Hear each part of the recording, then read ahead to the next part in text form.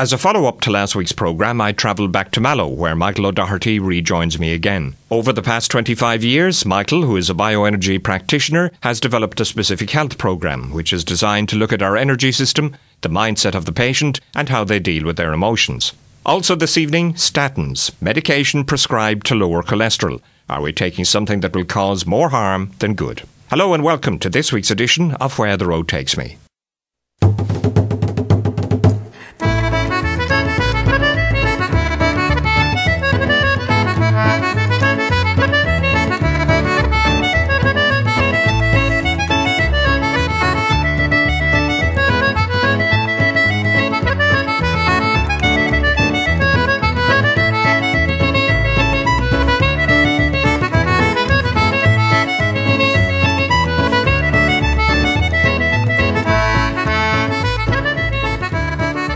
Michael O'Doherty's health programme connects mind, body and energy. He believes firmly that the foundations for a child's healthy and lengthy life begins with the manner in which that child arrives into this world. Yeah, very, very, very important. The thing is that we see every day, we see the huge increase in children's health issues. We now understand, when we look at the complexity of the child's development, I hate to call it fetus, I hate to refer to the word fetus because it's a human being that's developing. I think parents, certainly the mother, needs to plan and prepare her body right to conceive a child. We see huge issues in fertility. And the thing is that we need to teach people how to prepare.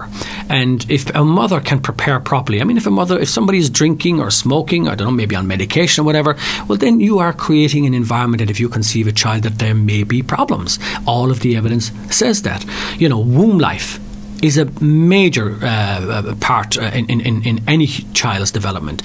What does the parent or the parents, or what is the home life like? What is the child, if the mother is susceptible to stress or has some issues throughout the birth or throughout the womb life, then the child automatically experiences exactly what the mother is experiencing, depending on that environment. But one of the critical areas is the area of birth. For many years, we have been talking about the importance of birth. And we see now with the evidence that's coming out, all of the studies that have been done in this country for the first time, thank God, that, people are beginning to realise that, that the C-sections, are of hugely increase of C-section deliveries and vacuum deliveries and suctions and forceps and all that kind of stuff. And we know now that C-sections, vacuums, forceps type deliveries are creating huge stress on the child, resulting in a weakened immune system, manifesting in many different types of problems, from colic to respiratory issues to learning and behavioural difficulties. Even later life, we now know certain psychological things can emerge from that process. So it's fundamental that we get this right, that we, as much as we possibly can, that we understand the implications of conception, womb life and birth. That lays the foundation for everything, John. Autism is a neurodevelopmental disorder. Parents usually notice signs in the first 2 years of the child's life. The signs usually develop gradually. Autism is highly heritable, but the cause includes both environmental factors and genetic susceptibility. Michael O'Doherty believes that an opportunity to reduce the risk of autism also begins at birth. Well, we know now, for example, that when the reason why I'm saying that birth stress, if a child is born through C-section, and we've discussed this for many years, or has a forceps delivery, the trauma and shock that child goes through is in itself very negative. But one of the fundamental things is that when a child is coming down the birth canal, vaginal births immunizes the child for the first time, because what happens is there is a transfer. The child is bathed in the mother's flora, bacteria, and the child also swallows some. So this is the first immunization, John, that takes place. And if the baby doesn't get that, the immune system becomes weak and the digestive system is compromised. The immune system is compromised. Now, Professor Kenny in Cork University recently outlined, and indeed we discussed it ourselves nationally, she says that 23-25%, and I think she was very conservative in this figure. She says that 23 to 25% of these kids who are born are likely to have autistic-based problems, ADD, ADHD, Asperger's, these types of things.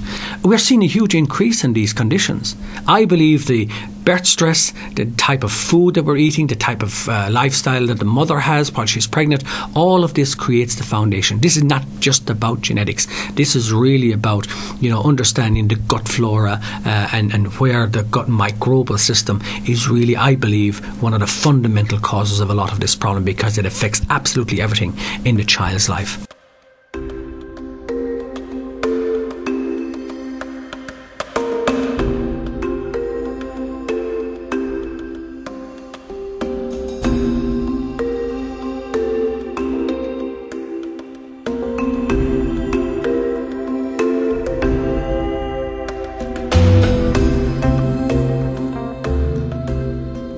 A number of weeks ago, a film entitled Statin Nation 2 was premiered in London. It claimed to expose the $29 billion cholesterol-lowering industry and explained how more than 40 million people have ended up taking a medication that they allege is almost certainly causing more harm than good.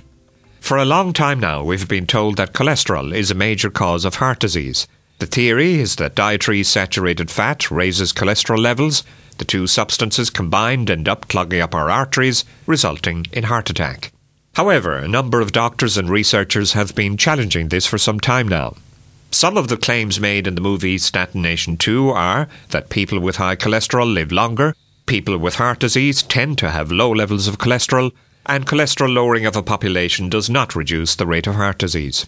Now, while most medical professionals agree that statins benefit secondary prevention, that's those who have already been diagnosed with coronary heart disease, the argument really centres around primary prevention, where a person has just been diagnosed with high cholesterol levels. The anti-statin campaigners claim that statins actually increase the risk of cardiovascular disease in women, patients with diabetes mellitus, and the young.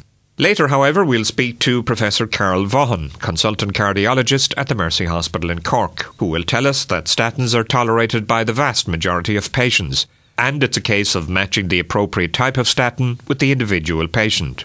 He will also say that a lot happens in an initial examination before statins are prescribed to any patient.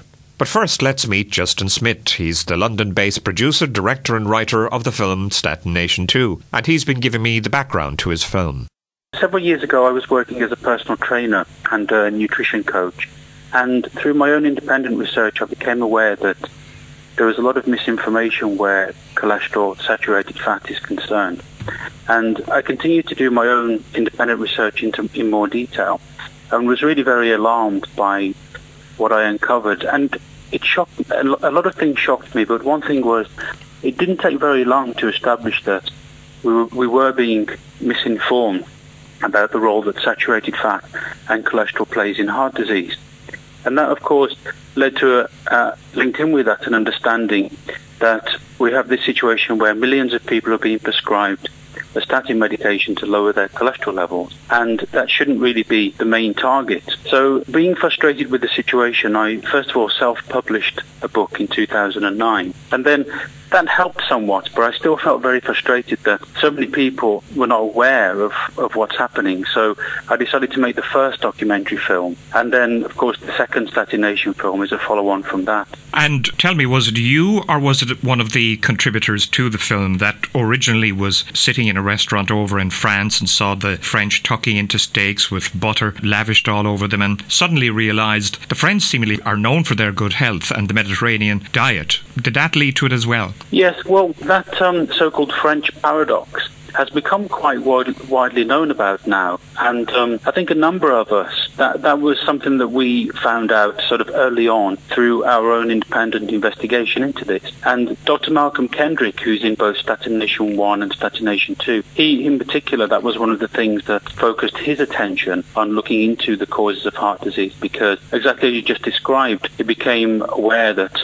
the French have a lot more saturated fat in their diet, but have a much lower rate of heart disease and heart disease death. So this has become quite a well-known phenomenon now, the so-called French paradox. There are seemingly two types of cholesterol, HDL and LDL. So is it a case of give a dog a bad name? Or is cholesterol not exactly the demon that it's made out to be? For the answer to that, I go to the Mercy Hospital in Cork to meet consultant cardiologist Professor Carol Vaughan.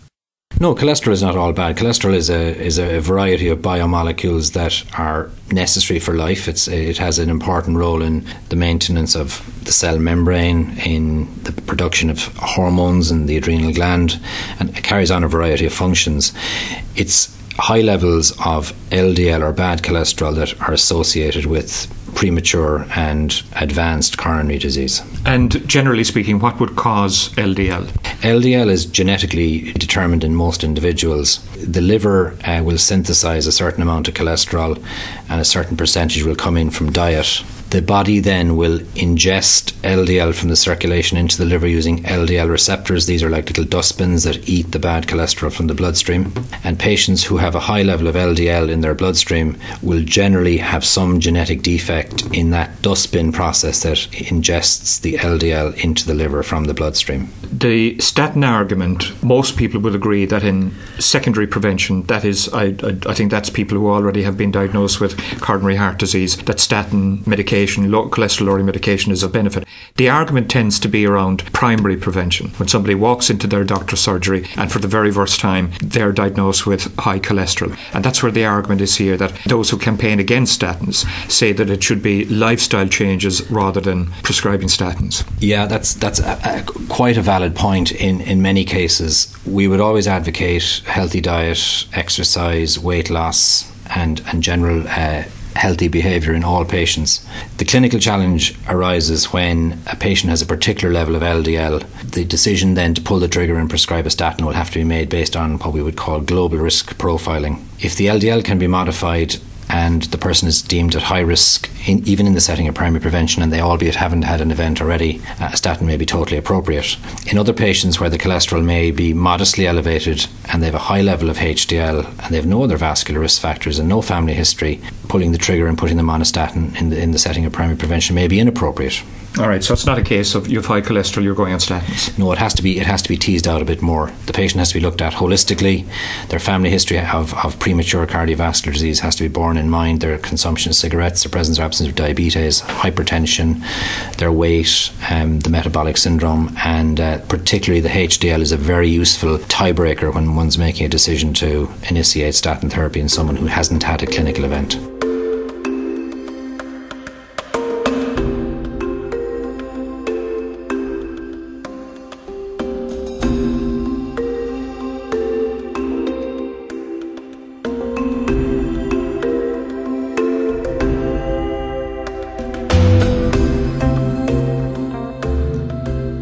What about the claims that this movie, Statin Nation 2, have made? They're very interesting. People with coronary heart disease tend to have low cholesterol. People with high cholesterol live longer, and lowering cholesterol does not reduce the rate of heart disease in any population. Well, let's take them in reverse order. The third component there was lowering cholesterol does not reduce heart disease. That's clearly not true, because we have large clinical trials that have given patients statins or a placebo tablet and looked at clinical outcome at 3, 5, 6 years out from treatment. They've been controlled, double-blind, placebo-controlled trials that are properly run in a scientific fashion and published in mainstream clinical journals that have shown that lowering cholesterol in different populations has had a clinical impact.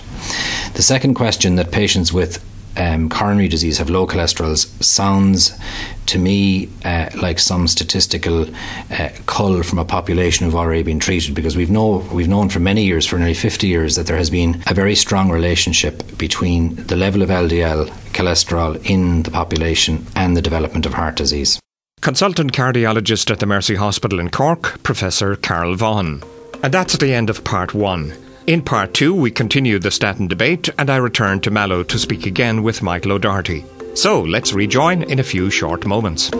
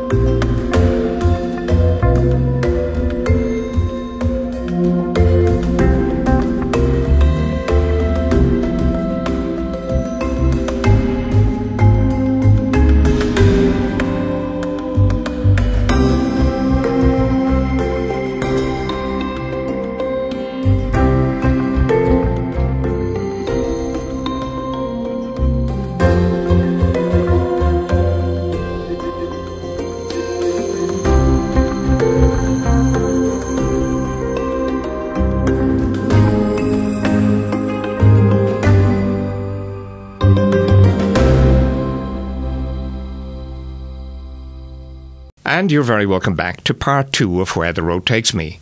Later, I continue my conversation with Ennis-based Michael O'Doherty, whose healthcare system represents the integration of a network of healing techniques that work by rebalancing the life energy within the body. But in part 1, we began our debate on the pros and cons of statin medication prescribed to lower cholesterol. Professor Sherif Sultan is based in Galway. He's a professor of vascular and endovascular surgery. He is also vice president of the ISVS, the International Society of Vascular Surgery. In the past few years, he and a number of other health professionals and researchers have been raising their heads above the parapet, so to speak, questioning the use of statins in primary prevention and claiming that hardening of the arteries is not caused by cholesterol. A paper entitled The Ugly Side of Statins was co-written by him and his colleague Dr. Niamh Hines, both based at University College Hospital Galway and also at the private Galway Clinic.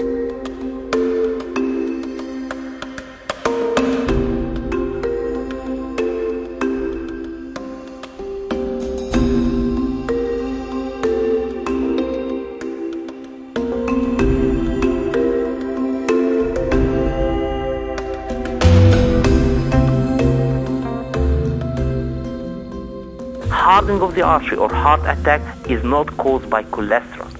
It's caused by stress, it's caused by thrombus occluding the lumen, but it's not caused by cholesterol. Now, the shift back again that when you eat low-fat diet, you are increasing the likelihood for you of having diabetes, the likelihood of you having obesity. And the epidemic of obesity is because of too much sugar. If you don't take fat, you're compensating with carbohydrates and sugar. And that's why the epidemic is happening. And all the nutritionists now coming in. And as you're well aware that in 2010, on the front of the Irish Times, I went on that sugar is much more dangerous than hypercholesteremia and smoking combined. So if we need to do one single step, we need to start explaining to the public that they've been brainwashed, that the disease that they are fear of is not from cholesterol, it's from sugar. At present, I believe you have approximately 40 million people taking statins, and then you have millions more avoiding foods that contain cholesterol and saturated fats. What does that tell you, or what can we take from that? Okay, that's one of the best questions I heard today. This is, the industry used to be about $20 to $22 billion per year, augmented to almost about very recently to about 26 billion since the statin went out of patent and a lot of other companies went in trying to sell it to other people. The problem, currently the American Heart Association have put a risk calculator. And everybody was against this risk calculator. That means that everybody have to go on statin. But if you look at it, they never even look at cholesterol or LDL level. This is gone. They start talking about other stuff, changing lifestyle, and they have to sit and talk about it, and you might take a small dose of statin. But they have eliminated the level of LDL or bad cholesterol in the measuring and in the calculator. So they know that, but they're afraid that something going to happen. Currently, the biggest lawsuit in the United States is against two of the biggest multinationals, and the federal law have put a cap of $33 billion for this lawsuit because of statin primary prevention. The lot of postmenopausal women that have developed diabetes and young male that develop premature cataract, and a lot of males have developed erectile dysfunction primary prevention. And the guys who started to talk about statin-induced amnesia, where you take the statin and you don't know even where the keys of your car, or you wake up in the middle of the night confused, and all that stuff, this all have been amalgamated in a huge stuff, only for primary prevention. I'm talking about healthy individual, not somebody who had stent. We have to differentiate between both of them. And this patient who are healthy and had some sort of a general checkup and have a little bit of elevated cholesterol, my advice, change your lifestyle, don't take a pill. Two of Professor Sultan's concerns are that firstly we are prescribing a medication which he alleges is unnecessary in primary prevention, hence wasting a lot of money, but also wasting valuable time, preventing us from discovering the real causes of coronary heart disease. I think that if you look at it, and if you could see anybody, and I think that I have no political impact with any parties at all, but if we could say anything that happened when Micheál Martin was the Minister of Health, it was the first country in the world that have abandoned smoking from public places. And this, within 15 years that happened, this is the only thing that have put dent in the cardiovascular. I'm doing a screening program for aortic and aortic aneurysm disease in Donegal, and we went on and we were trying to screen 500 patients above the age of 70. Believe it or not, almost 78% of them becoming non-smoker since the abandoning of smoking in public places. And this has improved the quality of life beyond imagination. And we have took the lead. Later on, a lot of countries start to follow our lead in this. And nobody's talking about it. And we have to say that one of the most strongest, successful, pioneering leadership way that we have done for our nation is to prevent smoking in public places. I think if we need to do anything, is to increase taxes on refined sugar and alcohol. That will be the best thing to tackle the problem, because the only way, we know that it causes problems and we need to prevent it. The problem is that all the studies that have been published is being published by sponsored multinational company. So they'll be able to get their top writers, their top statistician, manipulate the way they want to present it, get a guy who doesn't do anything except writing paper and put it in the top journal. So there's a lot of money behind it. Then comes a poor guy like myself, and I'll give you a story. I started discovering that giving high-dose statin, 80 milligrams, to some of my patients, is starting causing diabetes. So I've written to the multinational, asked, is this happen? I get a reply back. We never had one single case of diabetes from statin. I said, it's impossible. I stopped the statin. The guy went all out of insulin. What's going on in here? You are imagining this. Now, next thing. I have a lady who used to be the mother superior in one of the convents in west of Ireland. Suddenly, we call it the Swiss clock. She wake up at 5:30, by 6:30, everything in place. She's controlling the convent. Nobody could do that. She cannot remember the name of the people that working with her. So they thought in their own mind that she might having a small stroke. So she came to me after seeing a couple of specialists. So after that, look, there's a book written by one of the famous astronauts, and this guy went to space. So he was investigated third before he went into the space, and he was perfect. And the minute they put him on statin, the guy started having what's called statin-induced amnesia, and he started to have confusion. He used to go jogging, and he stopped in the middle of the forest because he doesn't know how to carry on. He forgets his way back. Let's give you and she was very, very afraid and frightened from the idea for me telling her to stop her statin for 90 days.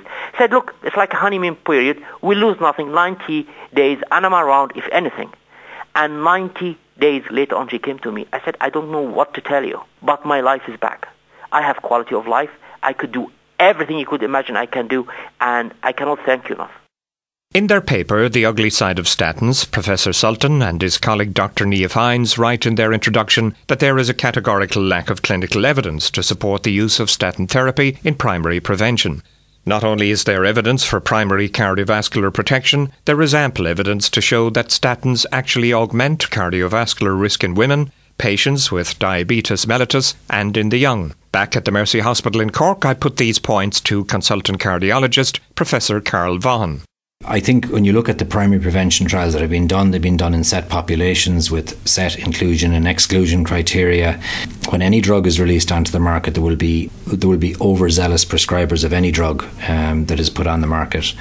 I'm very comfortable that the clinical evidence-based supporting statin use is very strong in the clinical trials that have done both primary and secondary prevention.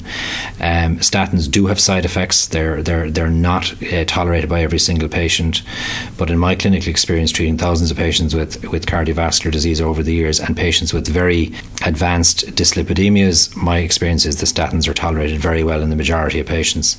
There are patients out there who simply can't take statins because they develop a lot of muscle ache and fatigue in their muscles and joints from statins, and we have to look at alternative therapies for them when they need a lipid-lowering drug.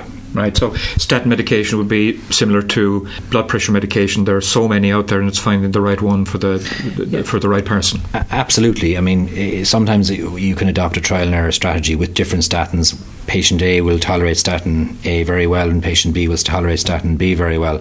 There are some patients who are very genuine, interested in their own well-being, who can't tolerate any of the statins because they've developed side effects to the class of drugs as opposed to the individual agent, and we have to sometimes use other drugs out there. But the other drugs that modify lipids are not as robust as statins. He also writes that 55 statin trials have been taken. Some trials have spanned 12 years. There's been no significant reduction in risk factors, mainly blood pressure and cholesterol, and in terms of primary prevention, little or no impact on the risk of mortality. That statement, I think, largely revolves around the numbers needed to treat, and that's a statistical term that looks at the number of patients that you need to treat to save one life. The problem with any form of primary prevention is that it has to begin holistically with lifestyle and exercise in young people, getting risk factors under control. Cholesterol is just a part of a bigger picture. You've got diabetes and hypertension. We treat diabetics appropriately. We treat people with high blood pressure appropriately, because we know that in the long term, if these risk factors are left unchecked, that it leads to an increased risk of advanced vascular disease. So the problem with any clinical trial that spans a couple of years is that it only answers the questions about the couple of years that it spans. When you're putting someone on a statin at the age of 40, you're anticipating that they will take that drug for up to 40 years. And we don't obviously have clinical trials that are going to span the duration of anticipated therapy in an individual patient, but you have to make certain inferences from well-run clinical trials that show robust mortality reductions in secondary and indeed primary prevention in certain population groups. You're not going to have a clinical trial to address the needs of every individual personality sitting in your office.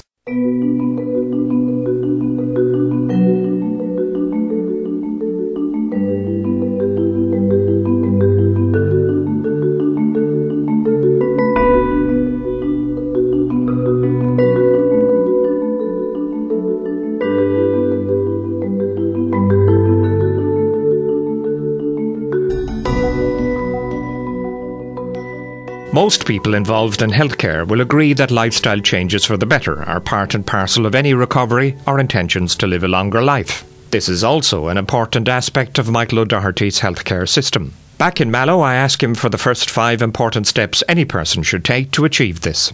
The first thing that people have to do, I often use this thing we call the APPS program, or the APPS method, and attitude. A means attitude. The attitude must be right. People out there must want to get better. They must take control of their life. Okay, they need to take control of their lives. They need to take control of their health. So taking control, having the proper attitude, being positive about things, learning to be positive, learning to replace all of the negative stuff with something positive.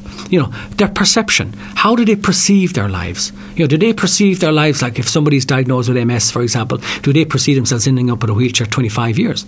The same time and effort and energy it takes to end up there is the same time and effort and energy it takes to be healthy. We just need to flip the coin. So that perception of you, what is your perception? If you perceive yourself in a negative way, you're creating you, the negative person. So you've got to change that. So that perception has to change. Everything begins with an image. Okay, the image of yourself, the perception, that has to change. You have to see yourself better. You're taking control. If you take control, you can now determine your journey. You can determine your own destiny rather than somebody else determining it for you. Food-wise, what would you buy tomorrow morning when you go into your supermarket as a change to what you did previously? Go with the fresh food. Go with as fresh, as organic as you possibly can, okay? As fresh and organic as you can, okay? Don't microwave your food. Steam it, boil it, roast it. Simple little things like that. Get the right food in. Sit down, have it right. We're running in and out of places taking, quick takeaways, and all that's fine. A little treat now and again is not a problem. I eat sweets and chocolate now and again, and I have a treat now and again. That's not the problem. The 80-20 rule, if you get 80% of goodness going into your body on a daily basis, that's what you need to do. So the food needs to be fresh and wholesome, not packaged, frozen, processed. We all know the research is there. Too complex to talk about it now. We all know the research is there. If we put frozen, packaged, processed foods into our body, there is no energy in it. In actual fact, it takes more energy out of our body to digest that than what it's giving us. So food plays a major role. And it will take time. That is our plan for the future, to educate people. It takes time, to, as Professor Terry Wales says, who as a medical professor was able to overcome multiple sclerosis, for example, and showed how it could be done. And that diet did play a major role in energy, the principles of what we just talked about. That we have to hunt and gather. We have to hunt and gather our food. we've got to get out there and get into our markets, and the streets every Friday and Saturday, get your vegetables and your potatoes, get your fresh meats into your butchers, and get out there and start using the right foods. It takes a bit of time and effort, but it's far better putting time and effort in to remaining healthy than putting time and effort in trying to recover your life. And that's the end of part 2 of the programme. The statin debate concludes in part 3 shortly.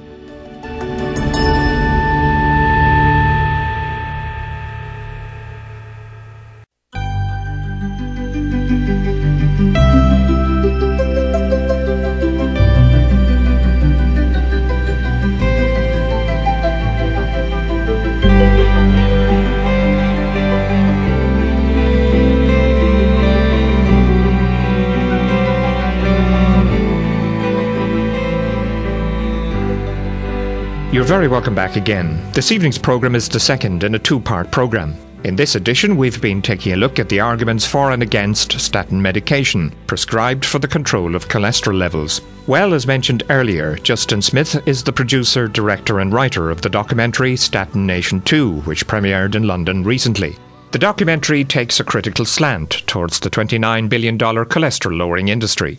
40 million people are now taking statins, which the documentary alleges is causing them more harm than good. Justin Smith has been giving me the reaction in the UK to his documentary so far. It's been disappointing in that none of the health charities and other organisations that should be looking into this sort of thing are willing to look into it or to get on board or to help. I know over here in Ireland, and I presume it's the same in the UK, that the medical profession are more or less divided on this. I know here that one cardiologist has recently been saying that statins are safe, referring to them as very important, well-validated drugs for the treatment of elevated cholesterol, and he's been saying we have extensive evidence to show that they improve the outcome for patients with heart disease and stroke. And I presume it's been more or less the same sentiments in the UK as well. Yes, that is kind of the, if you like, the conventional wisdom or the establishment view on it. But there's a number of fundamental flaws in that view. I mean, the first one, when you mentioned elevated cholesterol, the definition of what high cholesterol is has changed over time. So just a few years ago, it was anything above 6.5 that was considered high, then lowered to 6, 5.5, and now, of course, we have anything above 5 is considered high. And for certain groups of patients, we're told that they should get it down even lower than 5 to something like 4.5. And every time this threshold has been lowered, it automatically increases the market size for the cholesterol-lowering medication by millions of people each time it's lowered. And there hasn't been any rigorous scientific evidence to show that people are going to benefit by lowering their cholesterol level even more. So I think the first problem is that, this change of the definition of what we call or think of as being high cholesterol. And when you look at the totality of the data, people who suffer a heart attack don't have actually a high cholesterol level. They tend to have the sort of average cholesterol level that we see in somewhere like the UK or Ireland for the average adult population. So it is really a myth that people who have a heart attack have high cholesterol level.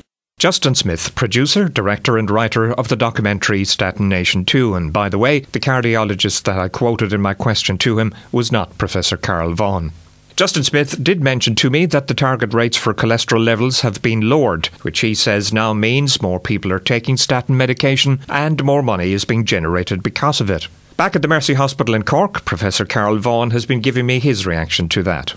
I think over the last 20-25 years, we have, as a medical society, lowered our targets for treatment, and that's based on a series of incremental studies that address the question of is lower better. They're head-to-head trials of a weak statin versus a strong statin, head-to-head trials of statins versus nothing, and these trials have been summarised together and individually. And the trend has been that lower LDL tends to be better, and that's where the lower is better hypothesis came from. And there doesn't seem to be a point at which the LDL becomes dangerously low. That's an important take-home message from those trials in secondary prevention. There aren't as many trials in primary prevention, and the numbers of events naturally in primary prevention trials are going much lower. But there doesn't seem to be a dangerously low LDL associated with those trials. Even in the heart protection study, where people had LDL cholesterols down in the 1.5 range. What about the suspicious members of the public out there who will point to where we've gone in the past number of years with antibiotics? A number of years ago they were the be-all and end-all for influenza. Now they're not. So they might say, well, are we not going in the same direction, or could we not go in the same direction with statins? Yeah, it's a valid point about overuse of any drug. I mean, antibiotics have definitely been overused outside hospitals. Inside hospitals, they have led to antibiotic resistance, and there clearly may have been patients who have been inappropriately put on statins due to the interpretation of the literature by their physicians. But I think when you look at the cholesterol guidelines carefully for both primary and secondary prevention, those guidelines are written by international experts. They're based on properly run clinical trials. They give physicians guidance for how to use these drugs. And these are conditions that patients are being confronted with where there are no symptoms when they have the disorder. So there's no symptoms related to high cholesterol in isolation. The symptoms come when you have a clinical event. So when you immunise a child against a virus with a vaccine, you're taking a leap of faith that preventing that virus will help them in later life. When you have someone sitting in your office with high cholesterol, and you interpret that cholesterol as being potentially dangerous to their health, then the only option you really have to treat it is give them a statin or adopt a wait and watch strategy. But when they turn up with a clinical event 15 years later, you can't run that experiment twice. So you have to use your clinical judgment and use the available literature that's out there that will help you to interpret that patient's burden of risk. Am I correct in saying that the American Heart Foundation now are going down the road of lifestyle changes rather than statin medication? Yeah, I've never viewed those two entities as mutually exclusive. In all patients, they have to take responsibility for their own vascular risk factors. They've got to stop smoking if they're smoking. They've got to lose weight if they're obese. They've got to cut consumption of salt, increase their consumption of fruit and vegetables, etc.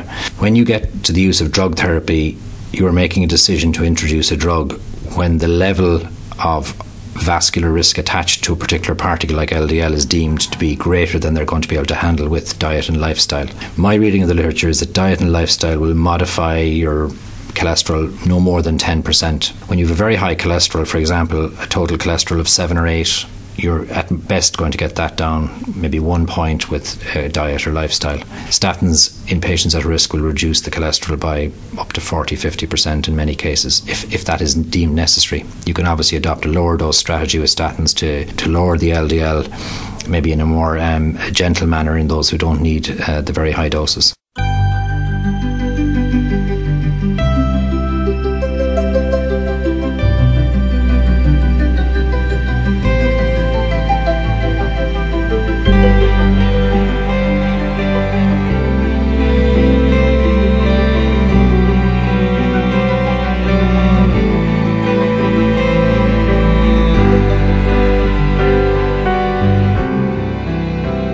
Michael O'Doherty has had 25 years' experience as a pioneer in the field of healthcare. Back in Mallow, before he returns to Ennis, he's been outlining his plans and objectives to me for the future.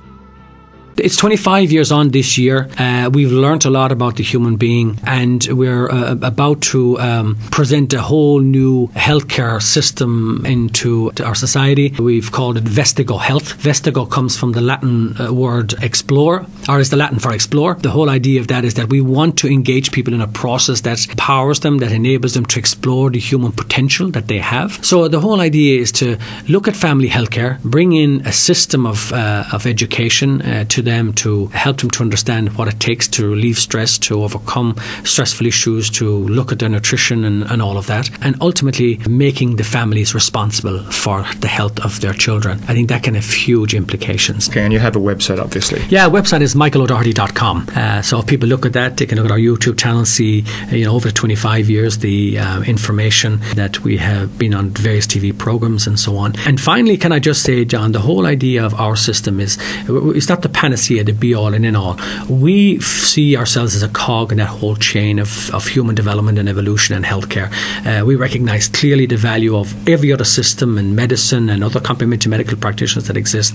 And what I would say to people out there is, because of that, keep searching. There are ways to confront your problem. Keep searching, and avail of the best that's out there. And that's what we aim to do, is provide the best available information and knowledge and skills and techniques over the next year to people, based on our 25 years experience. Michael, thank you. Thank you indeed, John. Pleasure.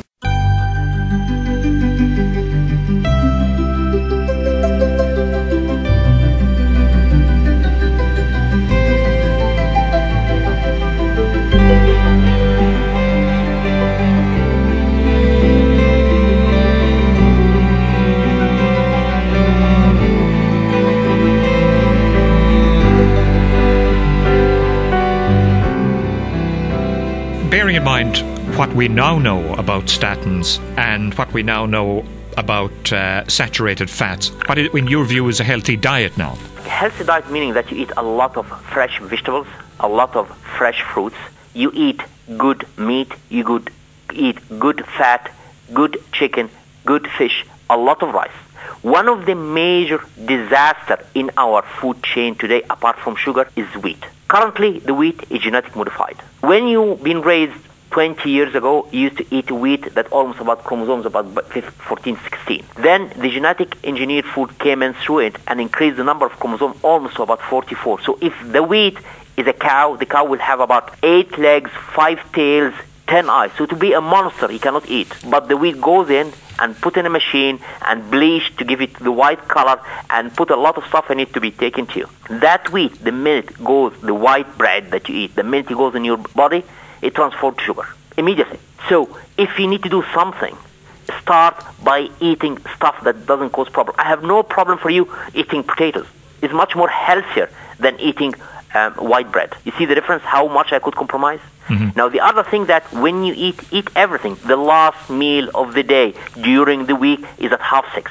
Because anything you eat, any pound of anything you eat after that will be put on your body because you're going to go in and you're going to sleep and there's no time to exercise. So, fresh fruit, fresh vegetables, rice, good meat, and I mean good fat. Do not eat anything in boiled oil.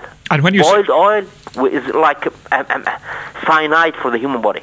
And when you say good fat, what is good fat? Butter. Just you have a local farm next to you. You go in and get a local butter. You remember the old days when you get the fresh cream and you boil it and get the fresh butter out of it. Yeah. We don't do that now because all the milk being sold in here is pasteurized. But definitely, if I have a ability to buy a couple of cows and take the milk out of them every day, that would be the best thing for me and my family. But I don't have time to do that, and the regulation prevents me from doing this. But the regulation prevents me from doing this because of other problems. They're afraid from spreading TB from the cows.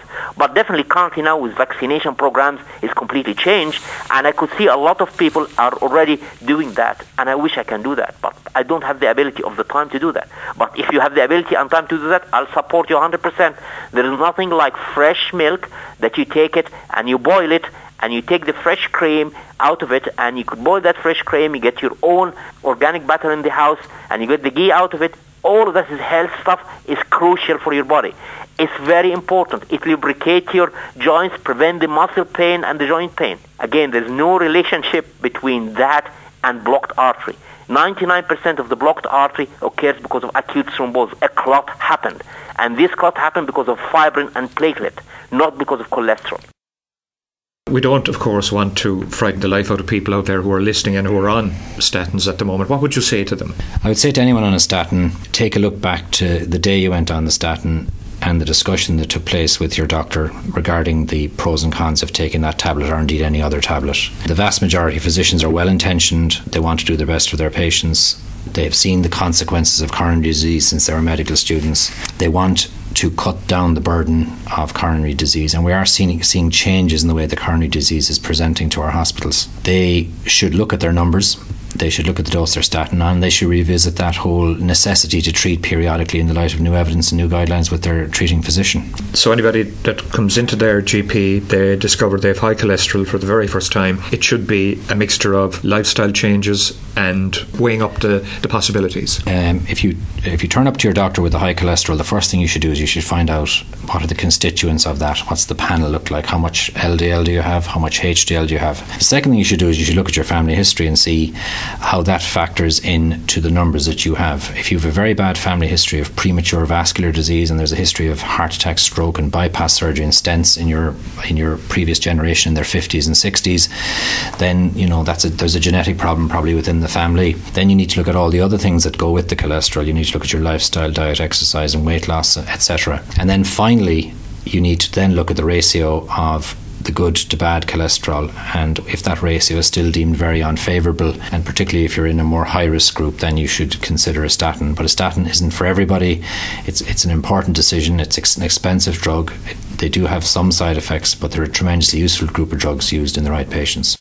consultant cardiologist Professor Carl Vaughan, and before that, Professor of Vascular and Endovascular Surgery, Galway-based Professor Sherif Sultan. My sincere thanks to everybody who took part in this evening's programme, to you for joining us, and to John Foot on sound. Until Sunday evening next at 7, this is John Greene wishing you a very pleasant week.